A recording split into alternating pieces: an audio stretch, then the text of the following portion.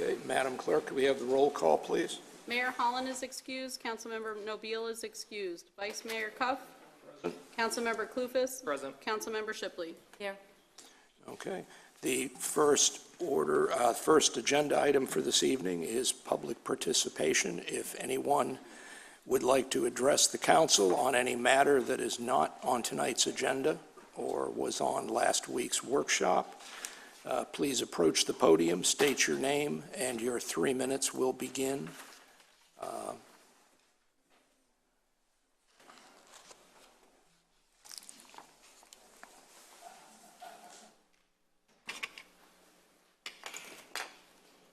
Robert McDonald, Palm Coast. Sure, when you want to talk about somebody, the guy ain't here. But anyway, the purpose of my coming to this meeting was I wanted to tell the council as well as the public, in my opinion, what I thought of Councilman Nobile. And I was trying to think of words that I could put together to best describe him in 3 minutes or less. So somebody said, why don't you use the alphabet? I said, okay, so here we go. Councilman Nobile, wherever you might be, in my opinion, you were always articulate, bold, courageous, defiant, educated, funny, gregarious, humorous, intelligent, joyful, kind, lovable, magnificent, nuts, optimistic, professional, quirky, respectful, savvy, terrific, unbelievable, valiant, wonderful.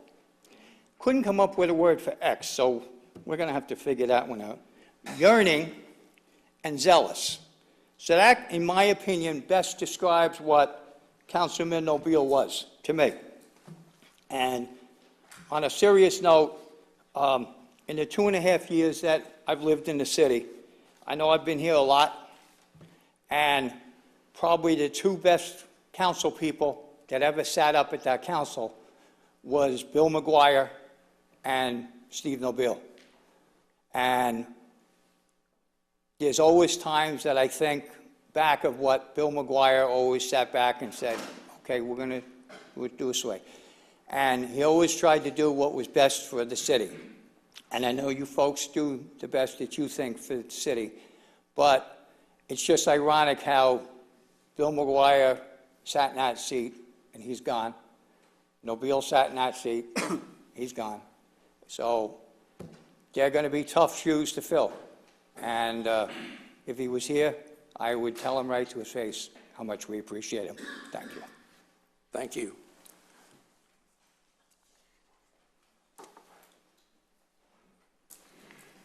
Good evening, Brian Rosen, Palm Coast. I sent emails to all of you, also posted in the paper, just a opinion. About a week and a half ago, we had a town hall at the Flagler Humane Society. We had over 100 people, approximately 100 people show up. We had representation from the state legislator, from the county, from all over. Unfortunately, Ms. Shipley, I know you were invited and you had a personal emergency. We did have representation, though, from the animal control officer. We were there to celebrate advances in laws and state legislation and how we protect our animals. We have Ponce's Law that got protected, got passed. We also have an upcoming law that we're going to be voting on in November. Hopefully everybody will be supporting. It has to do with the greyhounds. And we also celebrated the city of Bunnell passed an anti-tethering law. And this protects our animals. So people just don't leave them out there so long every single day. They've had some horrific deaths over there. And this was passed at a 5-0 through Bunnell City Council. Other governments that were represented there at the meeting said they would take this up and they would support it. And I sent to you, you had the section from the Bunnell chapter. I'd just like for you to take time to read it and hopefully consider it and advance that also through Palm Coast and support Flagler County as to anti-tethering for our dogs. Thank you very much.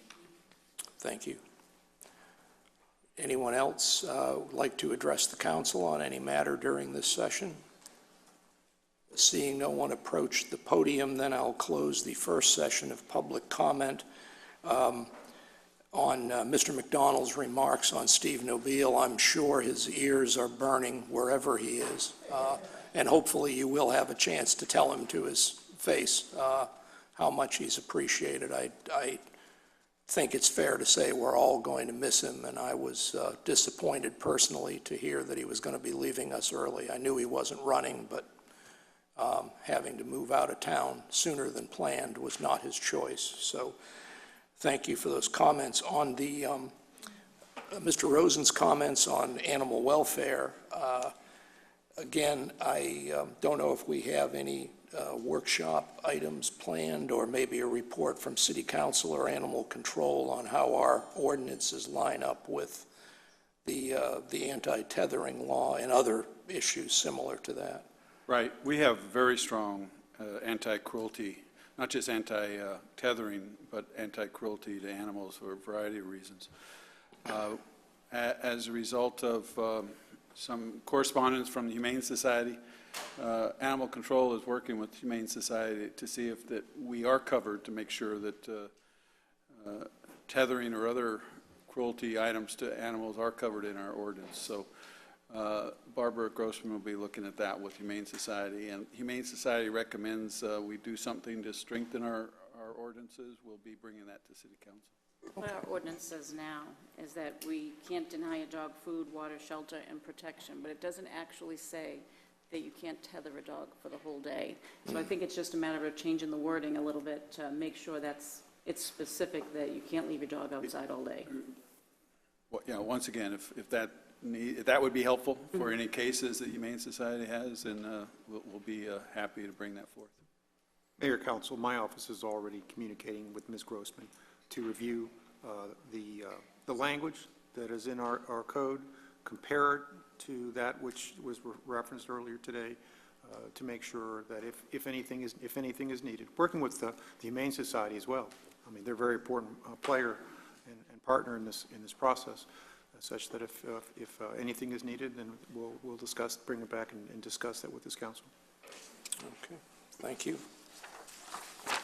Okay, next item number 1 on the agenda is the approval of council minutes from April 17th, 2018 business meeting and April 24th, 2018 workshop. Move approval. Second? All those in favor, say aye. Aye. The motion carries. The minutes are approved. The next item, section of the agenda is proclamations and presentations. We have had a request to move the presentation of the Mayor's 3030 Challenge Award to later on the agenda, because we are expecting some folks to come in for that. So with the council's approval, I would move on to item number 3, which is a proclamation of Motorcycle Awareness Month. And I believe that is Mr. Kloufas's. Thank you.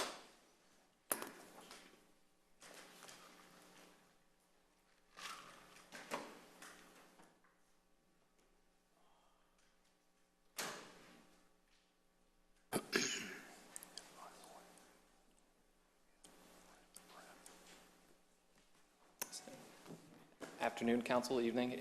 Will anyone else be accepting this proclamation? If there is anyone here from the motorcycle group who would like to come forward to accept the certificate. All right, we ride seeing alone no then. one? Whereas motorcycle riding is a popular form of efficient transportation and recreation for more than 900,000 people in Florida, and whereas it is important that the drivers of all vehicles be aware of one another and learn to share the road and practice courtesy, and whereas motorcycle provides a means of transportation that uses fewer resources, causes less wear and tear on public roadways, and increases available parking areas, and whereas it is especially important that the citizens of Florida be aware of motorcycles on the streets and highways and recognize the importance of motorcycle safety. And whereas the American Bikers Aim Toward Education of Florida Vintage Chapter, representing the cities of Palm Coast, Bunnell, Flagler Beach, St. Augustine Beach, as well as unincorporated areas within the counties of Flagler and St. John's, is actively promoting the safe operation increased rider training, and increased motorist awareness of motorcycles. Whereas, it is important to recognize the need for awareness on the part of all drivers, especially with regard to sharing the road with motorcycles, and to honor motorcyclists' many contributions to the communities in which they live and ride.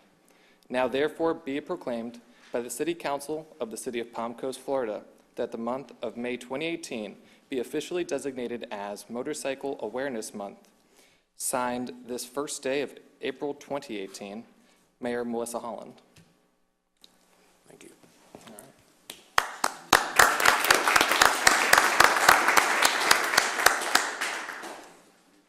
Okay. Item number 4 is a proclamation concerning Nurses Week. And I think we do have some folks in the audience that want to come up and if anybody's not feeling too well, this would be a good time to announce it. No, this is. Yep, just stand right over here so that they can see you on TV. I gotta tell you, I thought you guys were here for the motorcycles. Whereas nurses in the United States constitute our nation's largest healthcare profession, with nurses meeting the healthcare needs of the American population in a variety of settings.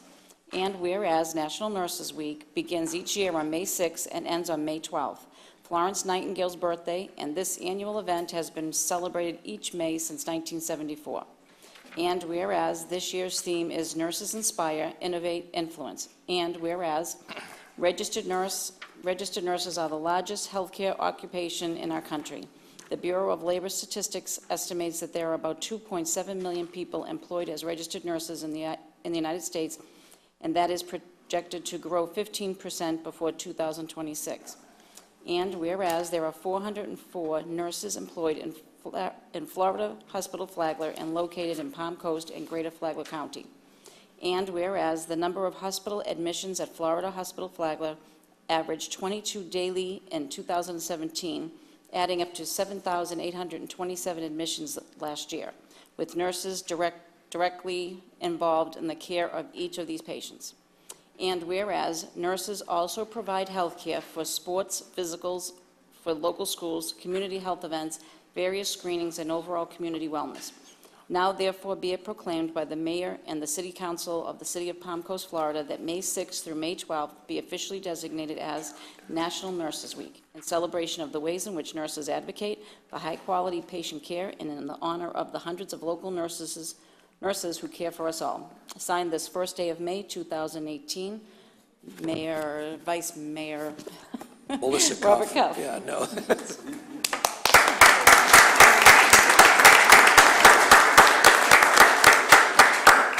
Hello, my name is Kathy Gover. I'm the Chief Nursing Officer at Florida Hospital Flagler, and on behalf of the hospital, I'd like to thank you all for this recognition and proclamation. Our nurses are pleased and proud to care for this community, and we thank you for this recognition. And I'd like to introduce to you Denise Duty. She's our Director of Nursing for Inpatient Services. Thank you, Kathy. Thank you again for having us. The team behind me is a great group of people that represent dedicated and talented individuals. We have representation from all the areas of our hospital for nursing, and we proudly accept this proclamation on behalf of all nurses. Thank you so much. Thank you.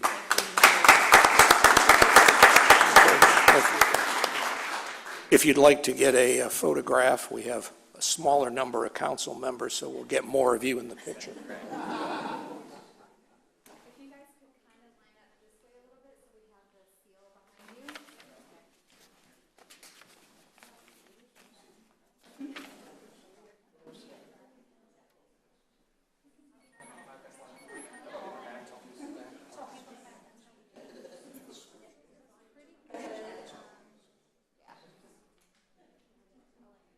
Okay, we're going to do this, we're going to tag team this, so I'm going to go first. 1, 2, 3, keep smiling. 1, 2, 3. I'm going to do one more. 1, 2, 3, and then hold. All right, 1, 2, 3. 1, 2, 3. Last one. 1, 2, 3. Thank you.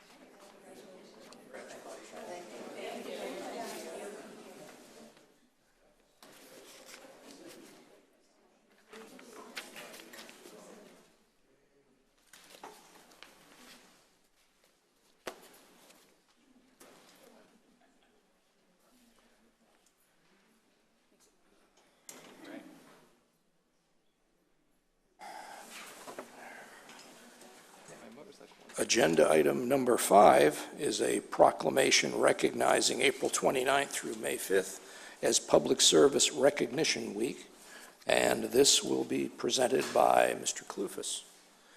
And if we have our almost longest-serving employee here to receive the award, if you'd like to come forward, Terry.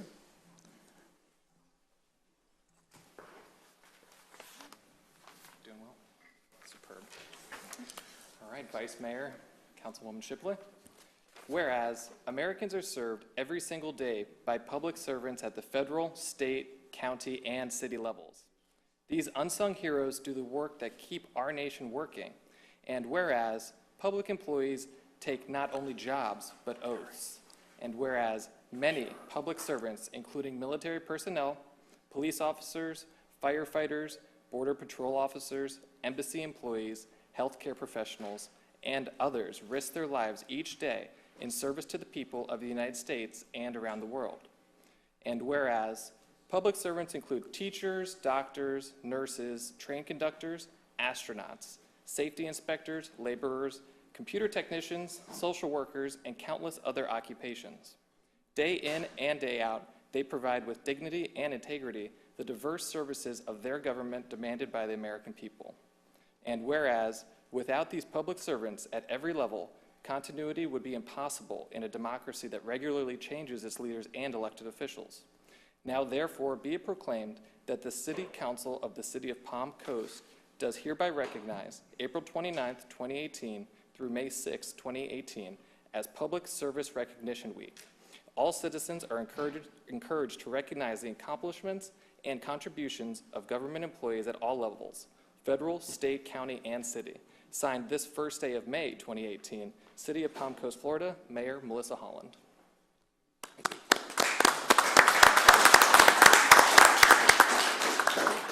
Thank you. It's been an honor working for the city and having these years of service in. I know everyone that has put all these service years in has been an honor for them also.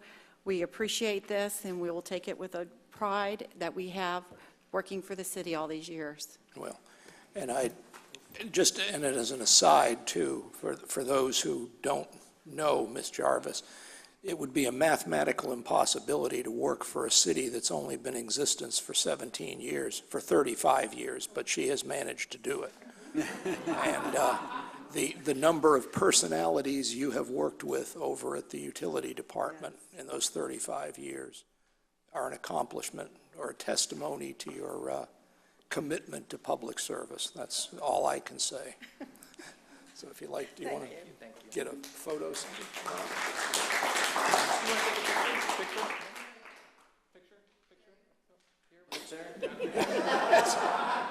Okay, we'll got whatever. If you want to down here, I'll do the.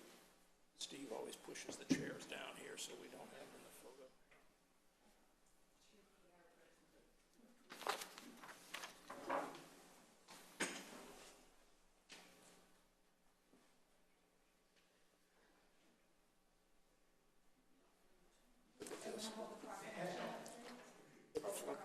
Oh, yes.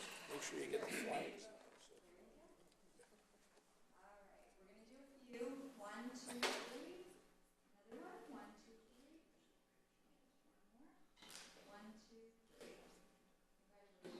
Congratulations.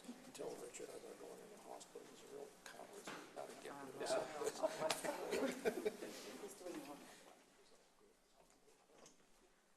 That's good to hear. No, it's already between. Okay, ooh, I'm next. That's all you. Item number 6 is a proclamation designating May 5th as Arbor Day. So if we have any representatives in the audience or ents who would like to come forward and accept the proclamation.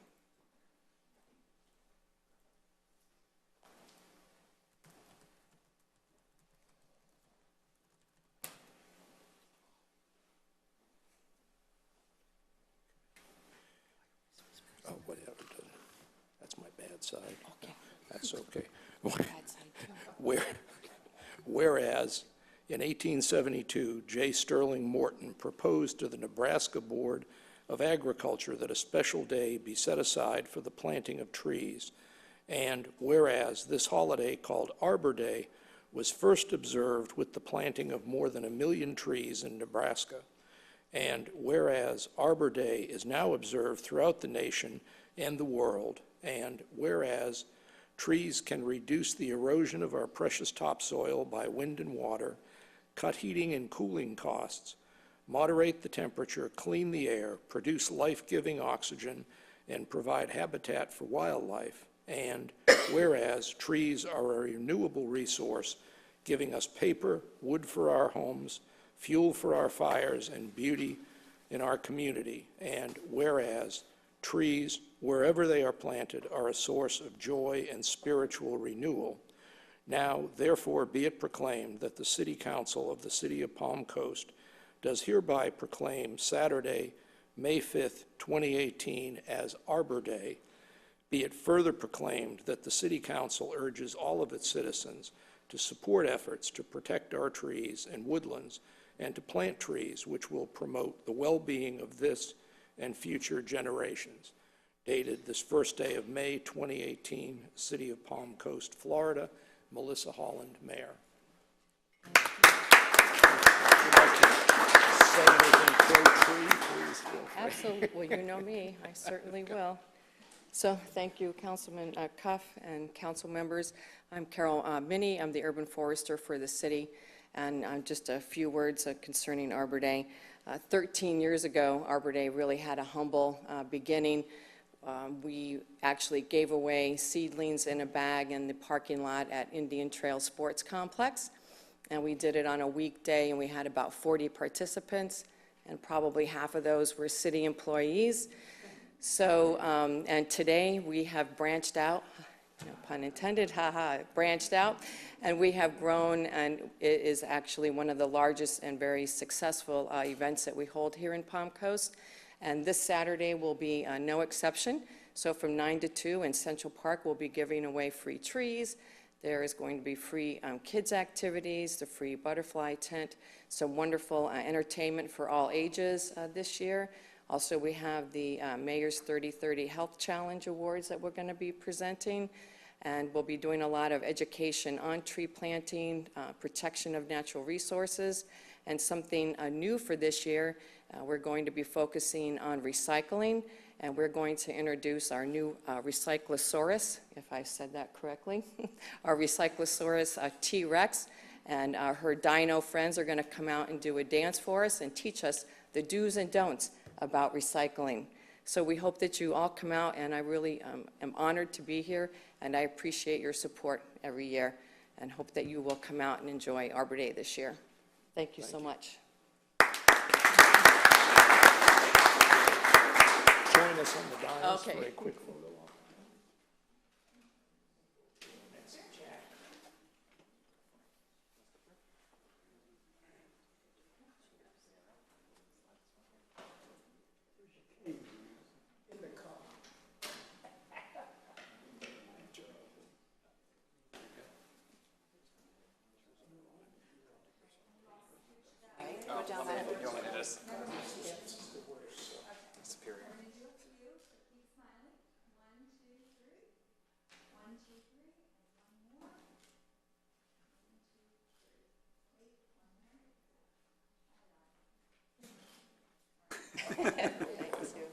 Thank you so much. Thank you. Thank you.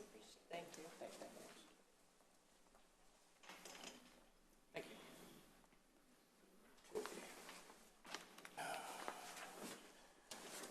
And agenda item number 7 is a proclamation for the American Lung Association, and I believe that's Ms. Shipley will be.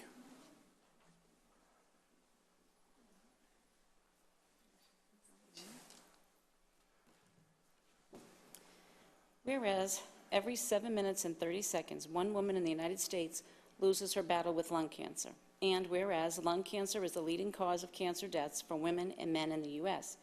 And whereas advocacy and increased awareness will result in screening and early detection for people with lung cancer that will ultimately save lives.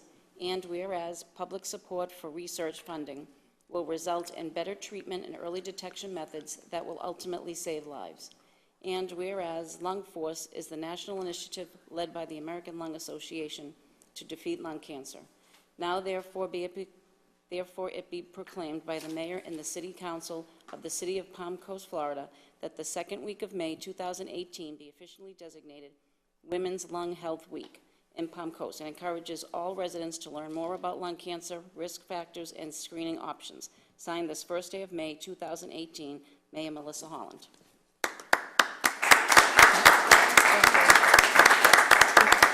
Hi, my name's Susan Kurtz. Sorry, I don't have a voice today, so I'll keep it short. I've been a 10-year board member with the American Lung Association in Central Florida, and we just want to thank you guys for your support.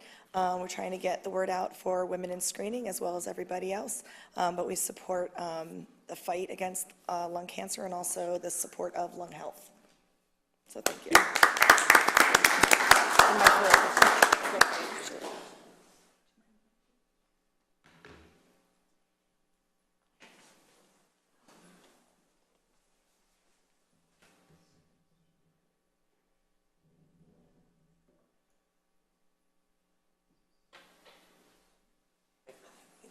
Absolutely.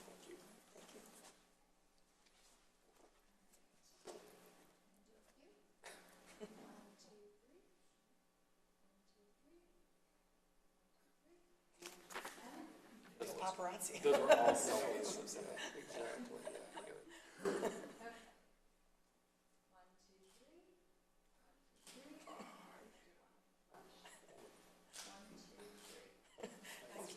Thank you guys very much. Thank you.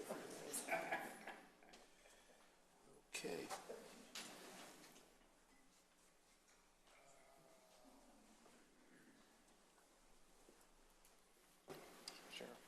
Mrs. Lane, are we ready for the Oh, just him.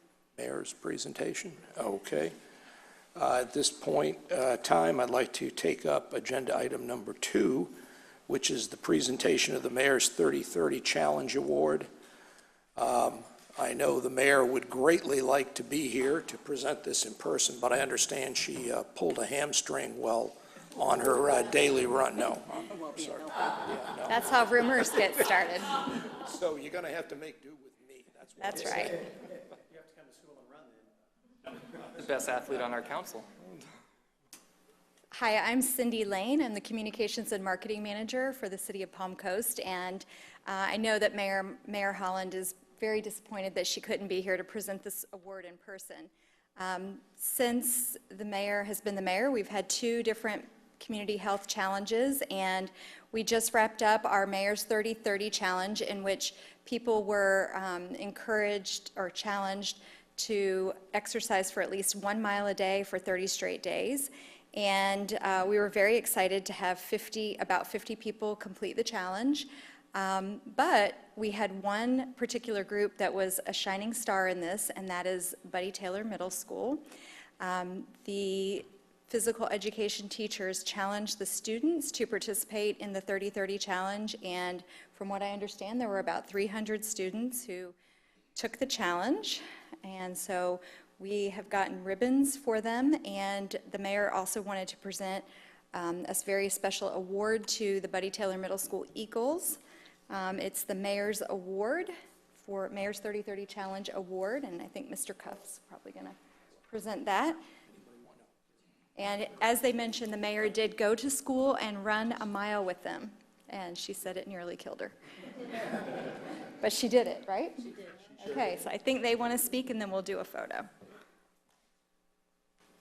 Good evening, Council. I am John Finelli, the proud principal of Buddy Taylor Middle School, and I'd like to thank the mayor for initiating the 30/30 Health Challenge and for also coming out and running a mile with us, and for recognizing us. Our students really took on the challenge and thoroughly enjoyed this initiative. So thank you to the Council and to Mayor Holland.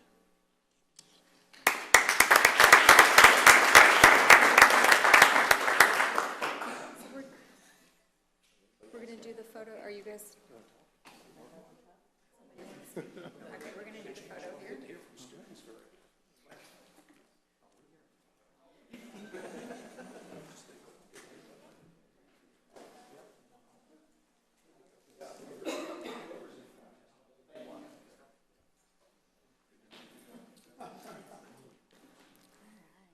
Oh, don't worry, I'm not going to be in your way at all. This is good. It's a good angle. Just keep smiling. You got like a big pupper up That's here. it. Big smiles. Good job, guys.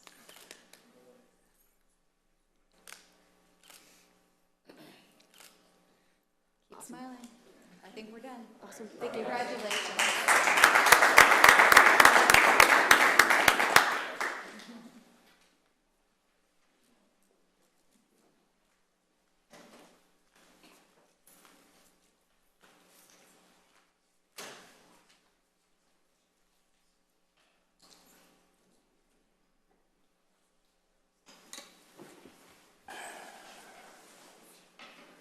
Okay.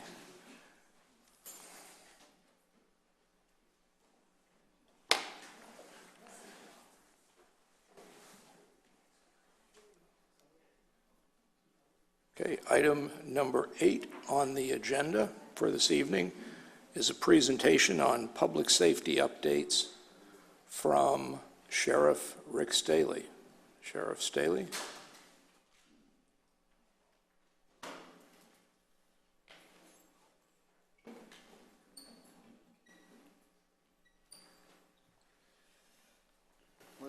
Good evening, Vice Chair and Council. I appreciate the opportunity to come give you an update on your law enforcement services in the city of Palm Coast. Let me introduce 2 people. One I know you know for sure, which is Commander Mark Carmen. He's your liaison from the city to the Sheriff's Office. And sitting next to him is Commander Jerry DeTola, and he runs the patrol and traffic operations for us in the city of Palm Coast. So with that, we'll go ahead and get started, and we'll go forward. So this is just a chart that you can see that shows the contracted services. You'll notice that we now have a traffic unit of 10 individuals, that you authorized 5 additional in this current fiscal year. One of the things that we implemented in July of last year was we created 3 districts in Flagler County for the unique needs of Flagler County. And so the darker blue there that you see kind of in the center, that's the city of Palm Coast, and that is District 2. That is the area that is commanded by Commander DeTola. And this allowed us for our deputies to be permanently assigned to serve your city and get to know the residents better, the neighborhoods, and frankly, the dirtbags that they need to apprehend and put in the jail. One of the good things that has resulted from implementing district policing is that you will notice that the emergency response times for the city limits of Palm Coast have dropped dramatically. So in January 2016, it was above 5 minutes, and today it's just a hair over 3 minutes. So that's quite an accomplishment with a growing city, growing traffic issues, that we can drive down emergency response times within your city. I think we skipped one more. Let's go back. Sorry about that. Just to kind of give you an indication where we are, calls for service. This time, last year, we handled 28,171 calls for service in the city. So far this year, in the same time frame, 31,531 calls have been handled. So you can see a growing city and more calls for service, if you will, about 3,000 more. If you're curious on the orange is the unincorporated areas of our districts and sectors. The blue bar charts are the city patrol areas, and you can see that zone 15, I'm sorry, 20, 25, I can't read it from here. I guess I need to put my glasses on. Did I have it right the first time? 215. That is your busiest sector, and that's generally the Palm Coast Parkway corridor. Okay. Mark? As you know, the population continues to grow. The orange again is the county, I'm sorry, the city of Palm Coast, and the blue is all of Flagler County. So as you well know, you see the growth that I see too, traversing the county, that we're a vibrant and growing community. Our communications statistics answering a lot of calls. So 911 calls for the same period over 2017 have increased. The admin calls actually that they handle have gone down just a little bit.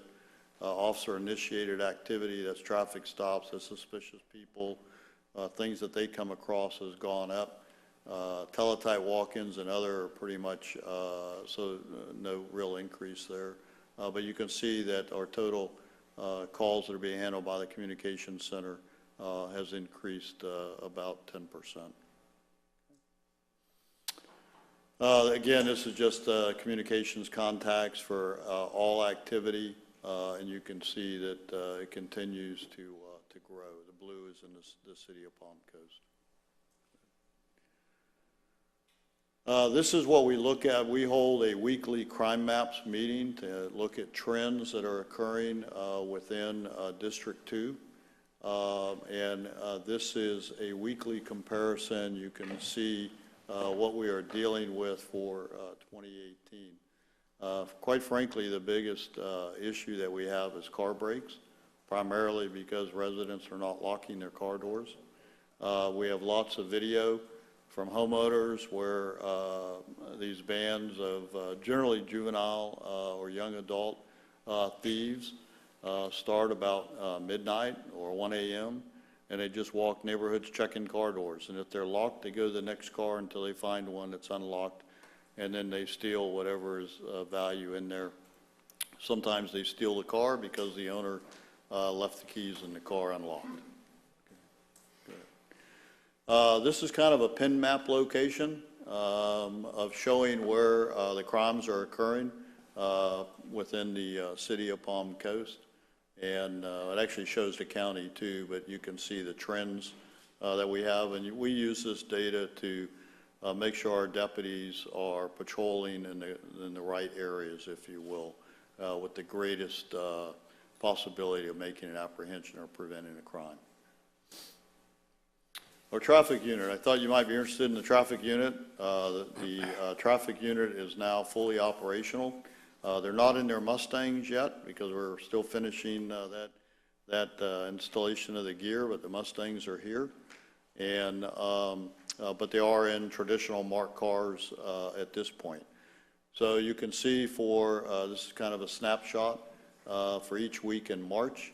You can see the total number of traffic crashes that we've handled, the traffic stops that have been done. So year to date, 685 traffic crashes. Quite frankly, a lot of those are parking lots. Fortunately, they're minor. We've had 5 traffic fatalities, although the reality is after we did this slide, we had another one, so there's 6. Traffic crashes total that have been investigated by patrol deputies, 205, 119 by our volunteers. Those are generally the parking lot minor stuff. 1,407 traffic stops have been conducted. 780 citations have been issued out of that. So my warning to the community is you have about a 40% chance that you will not get a ticket if you get pulled over. But why take that chance and just obey the traffic laws? Okay, we'll go on. The top 10 crash intersections, and this has been this way historically, is Palm Coast Parkway and Old Kings Road. And those are the times. And I won't go through every one of them. You see them there, and they're for the public. So we'll go on. But those are the areas and the times that our traffic unit and deputies focus on. So we analyze the trend, we analyze the time they're occurring, and then focus our deputies to try to have a positive impact and reduce those numbers. The daily average population of the jail is 208. When I took over as sheriff, we averaged 130 a night in the jail. We're averaging 208 now, and we've been as high as 237, which was over this last weekend. So you can see that they're working hard in catching people. We book a lot of people in jail. You can see that there's the increase, and the more orangey colored barcode is the increases or the numbers. So for the first 3 months of this year compared to 2017. To me, that's, those are people that aren't preying on our community. If they're released, then, depending on what their crime is, it may have been a DUI or shoplifting. We have a huge increase on shoplifters that are being caught. Again, if you just look at the total detention center bookings 2013 to 2017, and one of the interesting facts here is that we are arresting more females than we have in the past, and that's actually a trend across the country. And ironically, when I did my thesis in 1991, okay, I had to think back there, it's been a little while. That was one of the predictions that I made, is that we would be arresting more females in the future when you look at the demographics of the United States, and that we would start dealing with geriatric defendants, meaning a much older inmate population. And USA Today just actually did a story a few days ago on that. We ramped up our presence on social media a lot. We took to heart your citizen survey that you did, and I believe 49% of your residents use social media of some type, Facebook and so forth, to get information. So we have ramped that up a lot. When I took over as sheriff, about 5,000 people were liking us or following us. We're now over 13,000. So we communicate a lot through social media to keep the community informed of what's going on in their community. We had one post that went viral and was actually picked up by Fox and News. I don't think I will win an Oscar for this. We installed 2 signs, kind of crime prevention signs, if you will, that if you don't like our accommodations at the Green Roof Inn, don't come back, basically. That's what basically the exit sign says. And so as a lark, my public affairs officer said, let's make a video. So I made this video just, off the cuff, and the next thing we know, it went viral.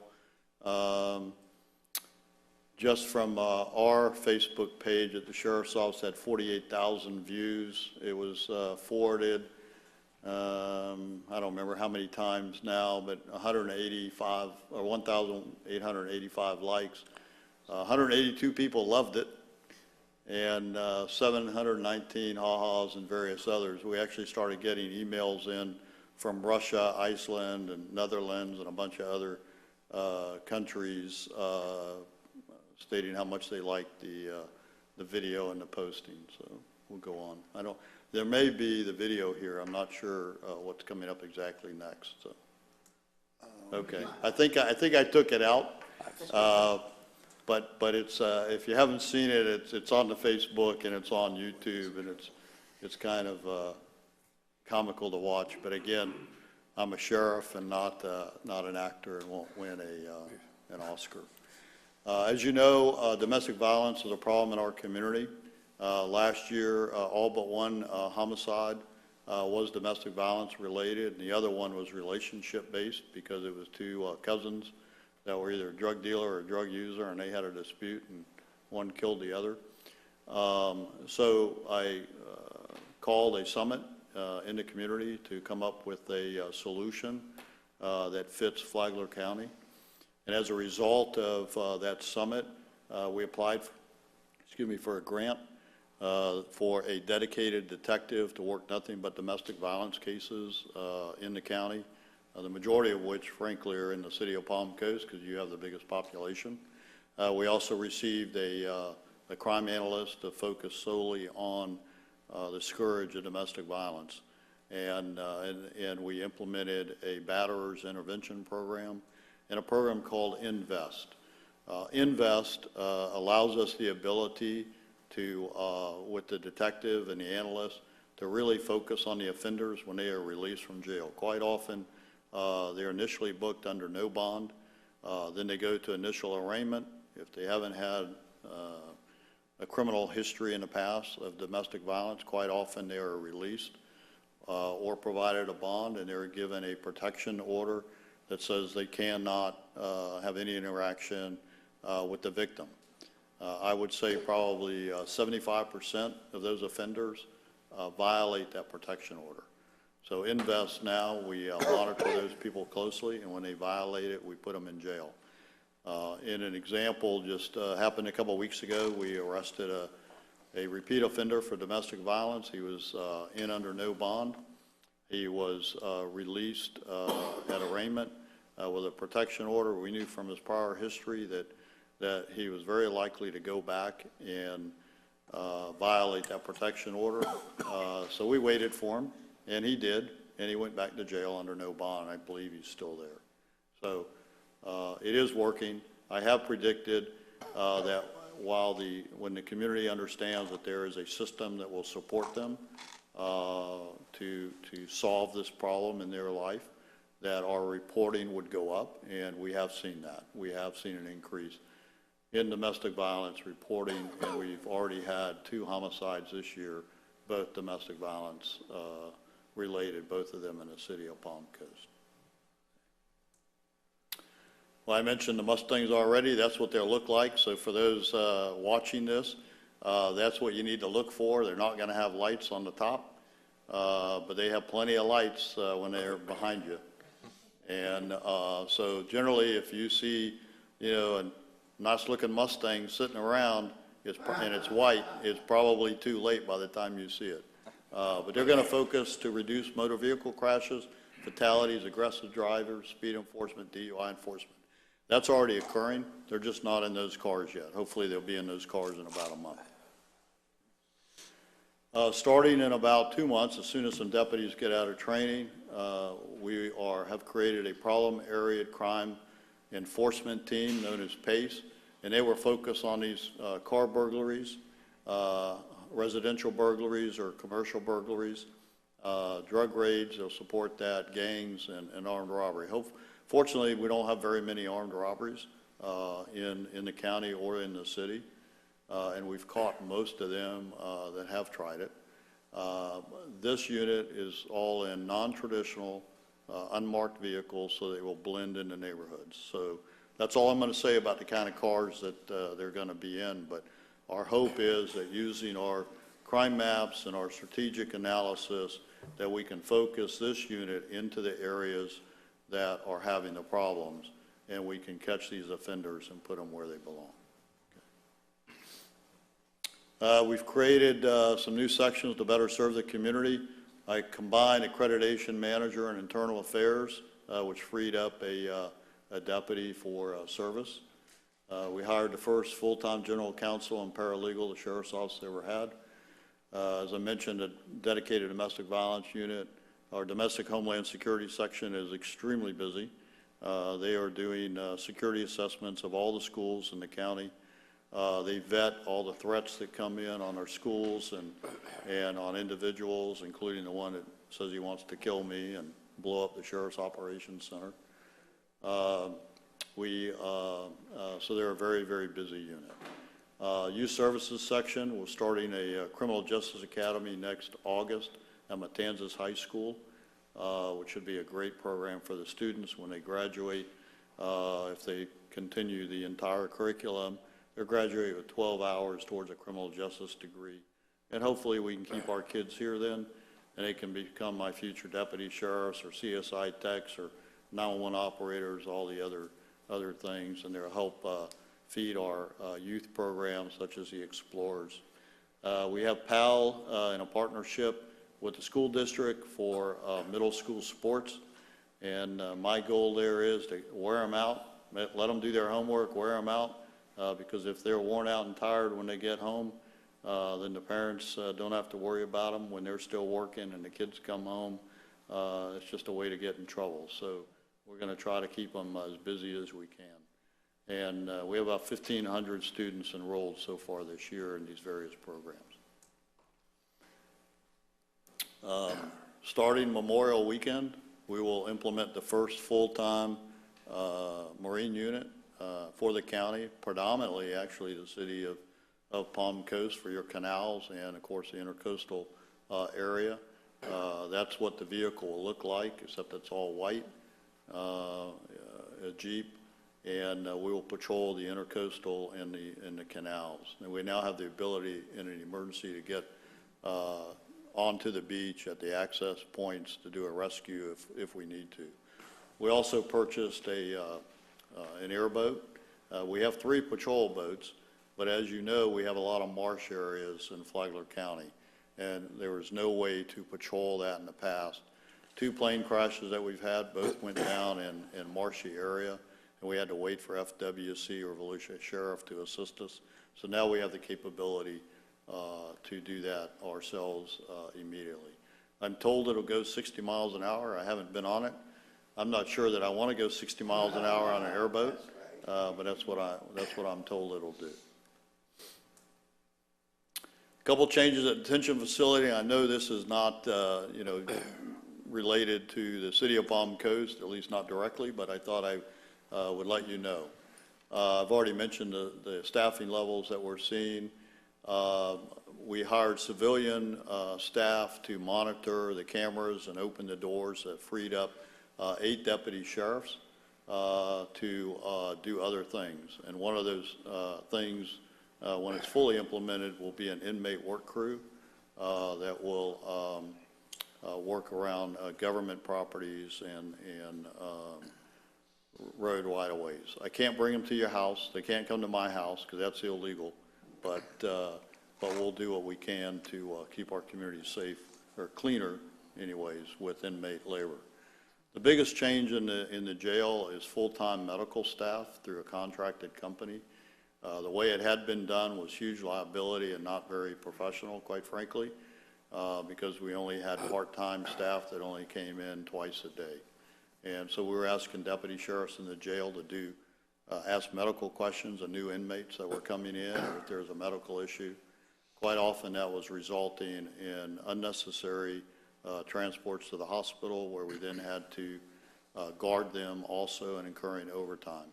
So already we've seen a success here. I won't go into some of the details on what some inmates tried to do and how it's successful, but I will tell you that inmates are very creative on what they do to try to get out of the jail and visit someplace else.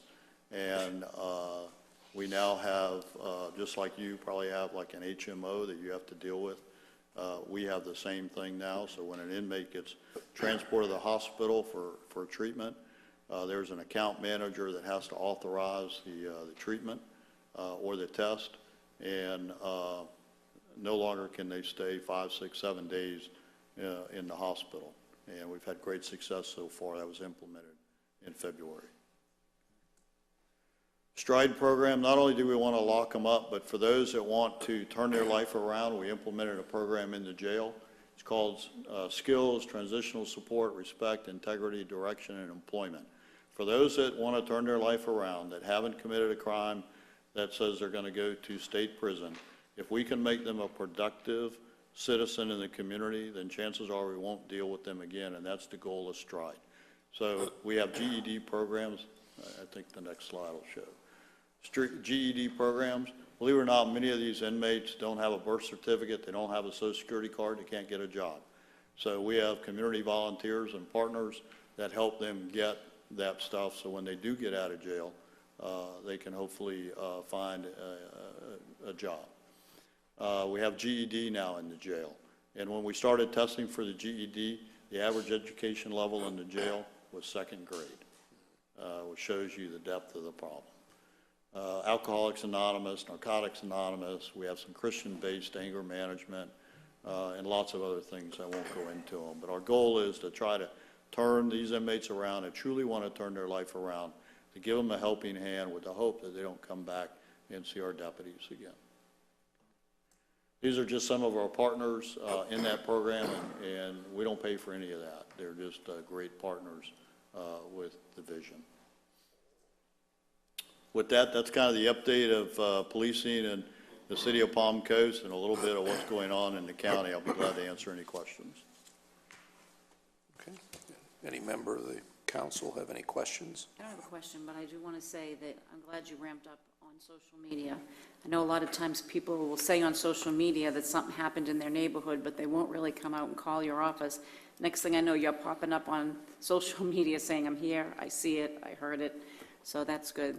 And the STRIDE program, I think that's a big deal. Get the kids, when they come out, they don't get into the same old stuff they were getting into, give them something else to look forward to when they get out. So thank you for that. Well, thank you. You know, I'm smart enough to get out.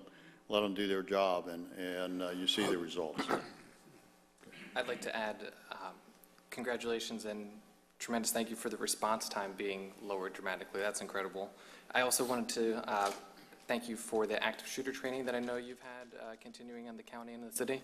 So thank you for that, and thank you to everything that you guys do. We really appreciate it. Thank you. Okay. I actually had one question back when you were talking about the increase in 911 calls, which is understandable given the population, but do you have any idea how often your 911 or the county 911 system winds up being a de facto, information please operator? How many of those are what you would consider to be a legitimate, need for law enforcement versus where do I pay my traffic ticket or things like that? I do not. We don't track the calls that way, but I was a dispatcher very early in my career. I ran the Orange County Sheriff's Communications Center, which is the size of my entire agency today. And I can tell you, for example, in one hurricane in Orange County, we had somebody call 911 because their cable TV was out. So it does get misused. We educate as much as we can, but people do misuse 911. That's the first thing they think about. And unfortunately, most people don't know our non-emergency number, and which is 313-4911. But nobody remembers that when they need us. So, I mean, even a burglary over with, you come home, you've been working all day, you find your house burglarized, that's not a 911 call. That's not an in-progress emergency. It should be non-emergency. But I guarantee you they call 911 because that's what comes to mind. And I understand it, but some counties use I think a 311 system, but it's costly because you still pay like you do for a 911 system to the phone providers. So, it's always money that's to hold back to do things. But I think people would remember 311 easier than 313-4911. Well, I'd like to add my thanks to the other council members for your efforts, and I know we're all looking forward to seeing the new traffic patrol officers out on the streets, assuming they're not behind one of us with their lights on. Well, they're out there now, but Well, you'll yes, be able to spot them a little easier in the Mustangs. Yeah, well, I was also going to ask whether any of them were going to be dressed as a tree for Arbor Day this Saturday, but we'll make that a surprise if they're out over the I weekend. haven't thought about that, but it's probably a little late to get a tree costume, but I'll think of that next year. Well, just something to keep in mind. Thank you, Sheriff. Thank you. All right, thank you. Thank you. Okay. All right. Item number 9 is a first reading of an ordinance, so we will look to Mr. Reichman. Vice Mayor, this is an ordinance of the City Council of the City of Palm Coast, Florida, amending the City of Palm Coast Land Development Code to adopt airport area economic development incentive regulations. This ordinance provides for implementing actions, for legislative findings and intent. It provides for severability, for codification, for conflicts, and provides for an effective date. Mayor, City Council, a few years ago, the city adopted an airport master plan trying to encourage development around the airport. This item is really just a housekeeping item. We have also on the books a separate ordinance addressing wetlands. So if you have high-quality wetlands in Palm Coast, and really what the intent is in our swamp areas, things where we really don't want development, we have additional regulations above and beyond what the state and federal government requires. There's been some question as to whether or not wetlands along State Road 100 between State Road 100 and the airport would qualify as a high-quality wetlands. Our staff has determined it doesn't, but this just makes it confirmed so we can put in writing that this would not fall under those additional standards. That any development along State Road 100 within the city would have to follow state and federal guidelines and not additional guidelines from the city. That's all this does. Okay. And any member of the council have questions for staff or comments? Touching the land that we have that other issue with at the airport. It is one of them, yes, it is. How does that change that whole case going on? It does not change it, because we've told them in writing that they would not have to follow higher standards. This just basically confirms that. It's really apples and oranges. This has to do with the wetlands issue, and that's not pertinent to the issues that were the subject of our earlier discussions and the controversies. Those had to do with the provision of utilities, potable water and wastewater. This has nothing to do with potable water or wastewater. Okay. No other questions? This is a first reading on an ordinance. If any member of the public would like to comment on this item, please come forward and do so at this time. Seeing no one approach the podium, we'll bring it back to the council for any further discussion or a motion. Second. All those in favor, say aye. Aye. Aye.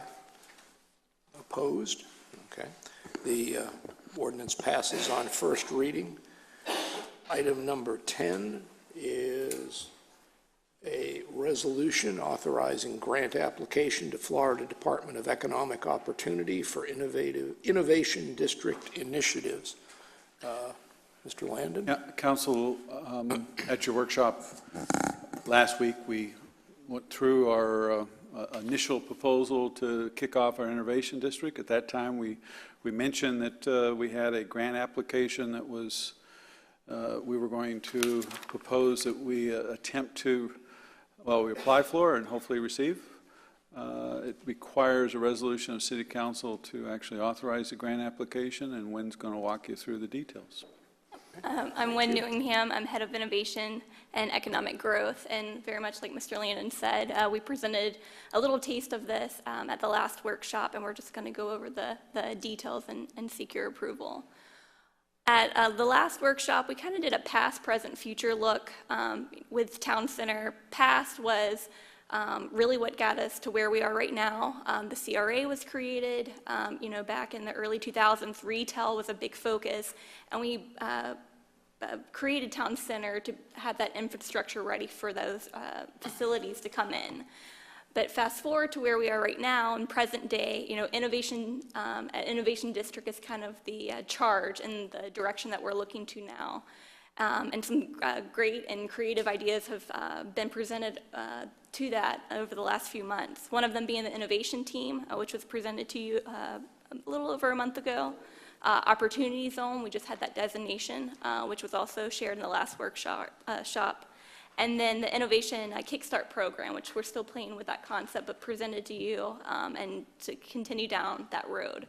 And so as we look at the past and the present, the future is what we want to do with Town Centers, create that livable, walkable community where you can live, work, and play, and really have a focus with the innovation and high-tech startups.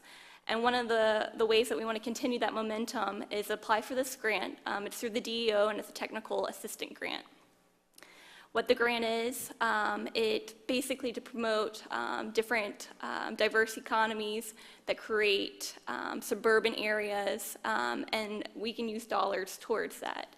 The grant is due May 7th, so that's next Monday, and the grant period, if granted it, we would receive it from July 1st to June 30th and would be able to use those dollars during that time.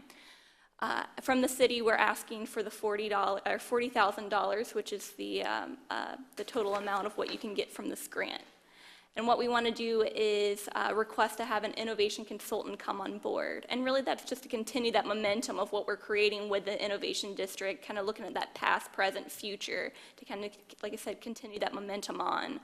There's a lot of moving parts right now, like I said, with the Innovation District concept that's being presented, the Kickstart program to incentivize development, our Smart City initiatives that we keep talking about, the FiberNet study, and then the different CRA plans and whatnot that maybe need to change to continue this momentum on. So what we're proposing is, if we've been at A, we're at B, and really continue us to that next phase into the future and kind of seamlessly put all the dots together.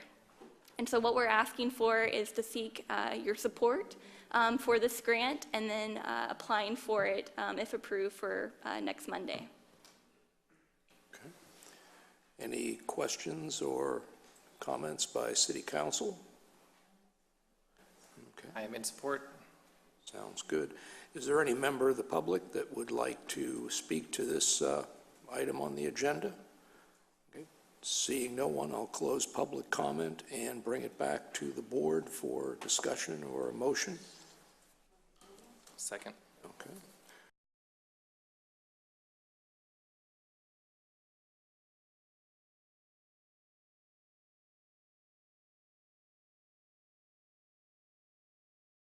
Council vacancy procedure, and I understand that given our depleted numbers this evening, the mayor would prefer that we take this up at our workshop on Tuesday so that all 4 council members who will have to make this decision can be present and discuss it. I spoke with the mayor today. She sounded horrible, but I did speak to her, and she requested that we delay this until next Tuesday when she can be present. And personally, I would concur with that, although I do, having read the agenda item and seeing the tight timeline we're on, I hope that we'll be able to take whatever action. Typically, we don't take official action at a workshop, but I wouldn't want to delay this for, 2 weeks or more. Yep, exactly. Most of it, once you give us direction, is just staff doing advertising and those type of things. So Virginia has already started to put together a revised schedule that she can present to you for next week, and still meet any deadlines and direction you'd like us to take. Okay.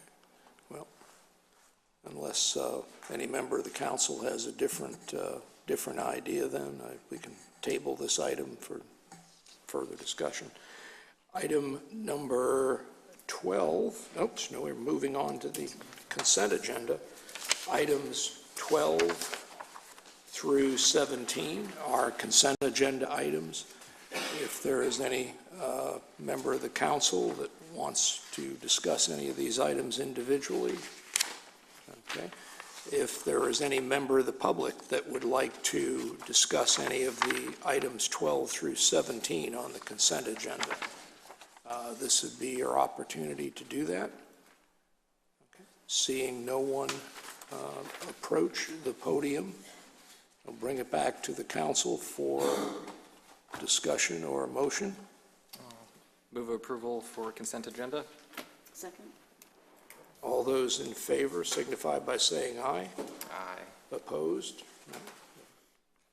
Consent agenda passes. The next item is the second session of public comment. If there are any members of the public present who wish to address the council on any matters, please come forward, state your name, and your 3 minutes will begin. John Netz, Palm Coast. Do you remember how proud you felt when you got your first bicycle? Or maybe when you got your first car? Or maybe even when you bought your first house and felt a sense of fulfillment? Well, 10 years ago, in the midst of a nasty recession, Palm Coast, Flagler County, all our communities got its first real radio station, WNZF. In that 10 years, they have grown from 1 station to 5 stations, and 1 more coming. I know council was busy preparing for tonight's meeting, but at 4 o'clock to 6 o'clock this afternoon, the Flagler Broadcasting Company held a little celebratory 10-year anniversary. And I just wanted to stand up here and express our thanks to David Ayers and his entire staff for making this community that much better. We've got our own radios. Thank you. Thank you. Any other members of the public wish to speak? Good evening, George Mayo, Palm Coast. A couple things mentioned in the meeting tonight. I hope Palm Coast does enact an anti-tether law. I know we have an anti-cruelty law, but what some people deem cruel is what some people do not. So I hope they do enact and add the anti-tether rule to it. As far as cycle awareness, I wasn't a member of the group that received the proclamation tonight, but I am a motorcyclist, and I have to say that probably at least once every day that I go out and ride, there's somebody who cuts me off or causes me to do something where it could cause a significant injury. I would like to see, possibly, I don't know if it's on the website, have a permanent thing on there and on the brochure that you send out with the water bills. You could have a one-line thing with the symbol of a motorcycle and just have cycle awareness, because there are so many motorcycles in our community. I think just to constantly remind people in the community that there are a lot of motorcyclists out there.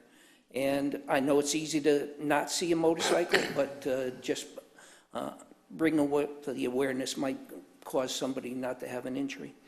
Also, with the advent of all the brush fires that are out there right now and forest fires that are going on, and it's that season, I know Palm Coast at their fire stations has the signs that tells you moderate, low, whatever there might be for incidents of burning. But also, Palm Coast has a burn ban, and I believe a lot of citizens don't realize that. Sometimes you drive around, you see smoke coming from the backyard, and you know it's more than just a barbecue. And I would like to see, since we make our own signs here, a relatively cheap addition might be to have where we have at the firehouses where it says low, medium, high risk or whatever, to add a permanent sign that says burn ban. And this would allow people to see that and say, okay, I'm not supposed to burn. Some people will continue to probably do that, but at least make that aware for our citizens also. Thank you. Thank you. Thank you. Any other member of the public? Good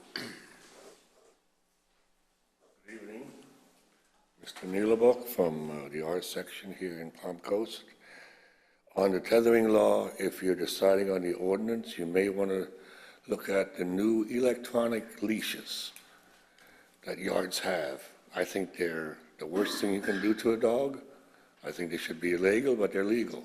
But there should be rules, because the dog will be running around, looks like it's loose.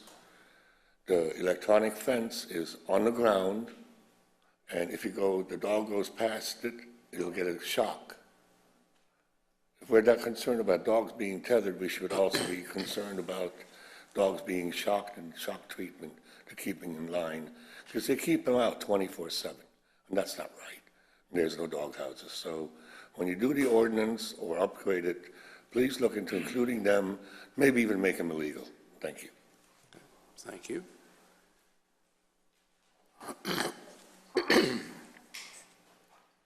Brian Rosen, Palm Coast.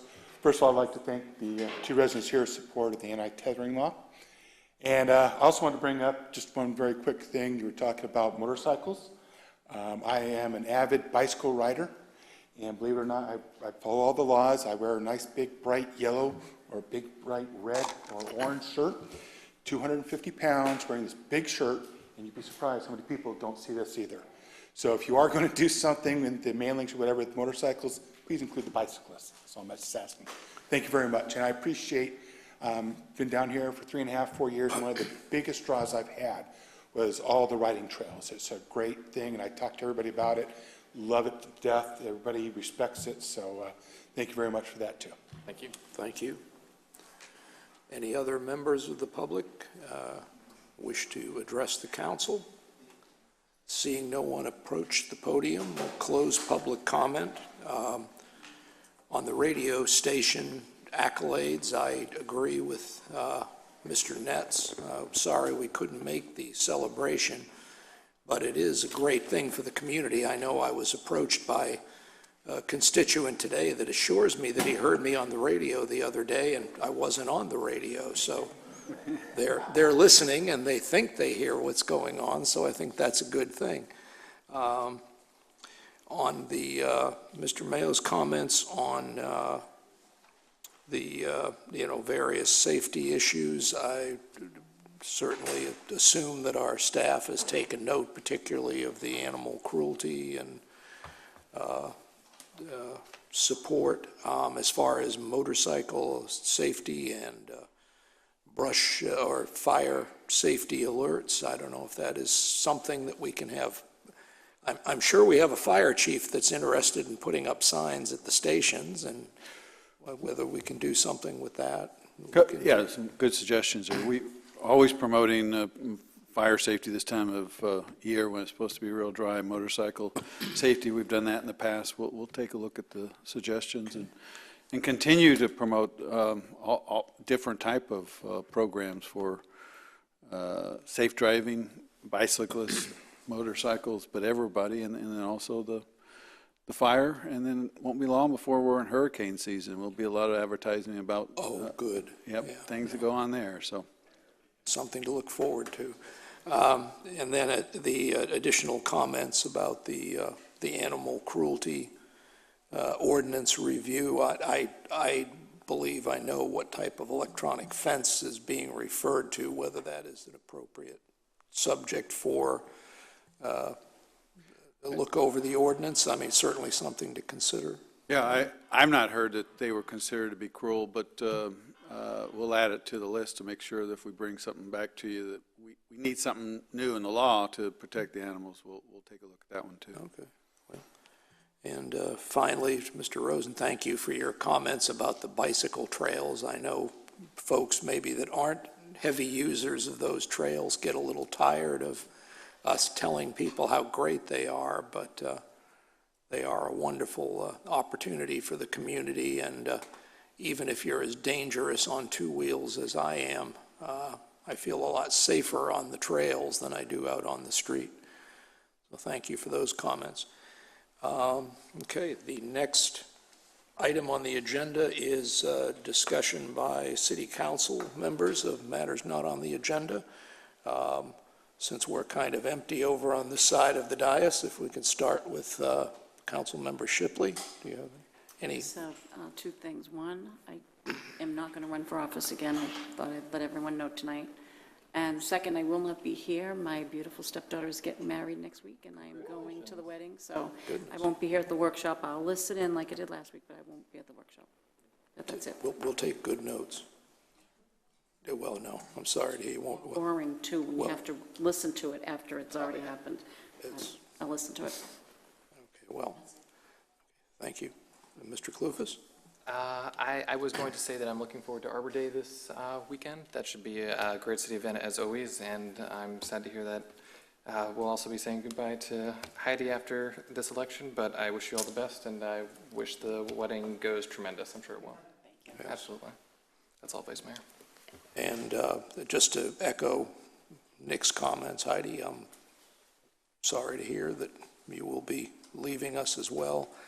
But I'm sure the wedding will be a lot more exciting than our workshop. So, well, I shouldn't say that. We have pretty exciting workshops, but it is a wedding, so have fun.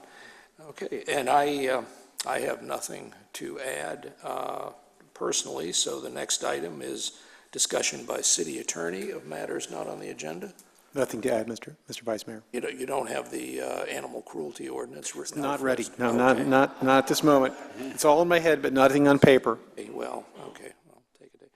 And then discussion by city manager of items not on I'm the just agenda. going to put a plug in for the trees also. We just recently been announced to have our 13th consecutive year being designated by Tree City USA as a Tree City USA, and then also the Tree City USA Growth Award 12 times in a row, and that both of those, particularly the Growth Award, is substantial.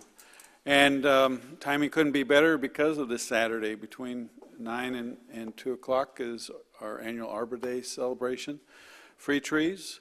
You know, I would also put a plug in for something that was become very popular at events, and that is free shredding of your personal documents that get shredded by a certified shredder and then recycled. So If you have those documents that you're storing and you really want to get rid of, bring them on down to Arbor Day. And that's something new we've been doing, but also excited about the focus of recycling, because that's very important also. So. Is there a poundage limit on the free shredding? Again, we're talking to a lawyer over here. Speaking as someone with heavy professional shredding needs, No. If you can carry it in, they'll take it. That's all I have. Okay, thank you. Are there any other matters to come before the council? If not, motion to adjourn? We are adjourned. Thank you.